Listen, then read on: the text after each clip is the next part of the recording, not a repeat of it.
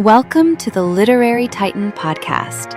In every episode, we dive into a book we've just read and share our thoughts, from best-selling authors to rising literary stars. We read it.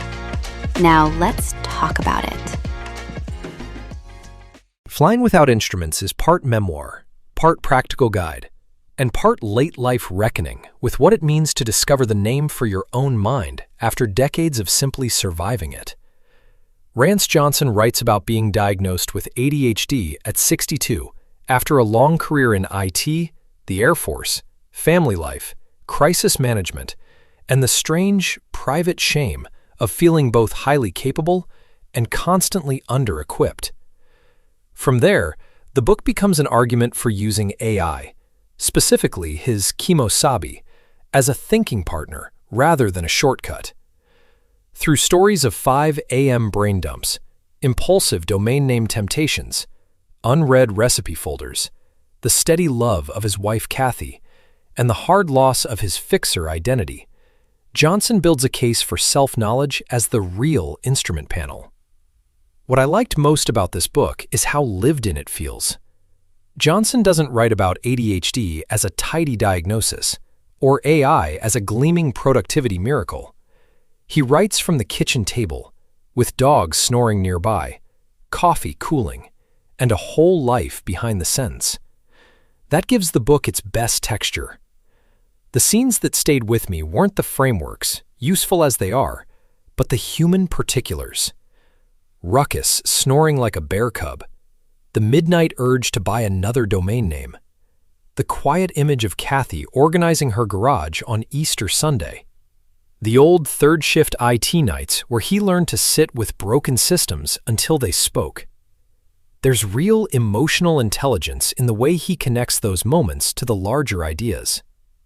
The writing can be plain-spoken, but it often lands with surprising grace because Johnson trusts memory, and he understands that a life is made legible through details. I also appreciated the book's honesty about AI's shadow side. It would have been easy for this to become a breathless pitch for a tool or a course, but the stronger idea here is more nuanced. AI can either become scaffolding or another beautifully lit rabbit hole. I found that distinction persuasive.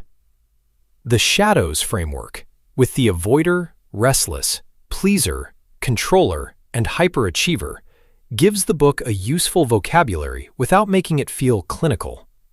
I didn't mind the practical turns, but I did feel the memoir sections, especially The Fixer and When the Ground Fell Out, had a richer pulse than the more instructional passages. When Johnson writes about Lou, Alex, Nellie, Sparrow, and the grandchildren whose names become future trails, the book breathes more deeply. I felt like Flying Without Instruments is less about AI than about finally refusing to mistake struggle for failure. That's its quiet power. It's a warm, reflective, sometimes bruised book about building supports without surrendering your own judgment, and about looking back at a hard-won life with more mercy than shame. I'd recommend it especially to adults with ADHD, late-diagnosed readers, partners of people with ADHD, and professionals who've spent years being the capable one while privately wondering why everything costs so much energy. Thanks for joining us on the Literary Titan podcast. If today's review sparked your interest, be sure to pick up a copy of the book and experience it for yourself. If you enjoyed the episode, don't forget to subscribe, leave a rating, or share it with a fellow book lover. Until next time, keep reading, not just to escape, but to grow.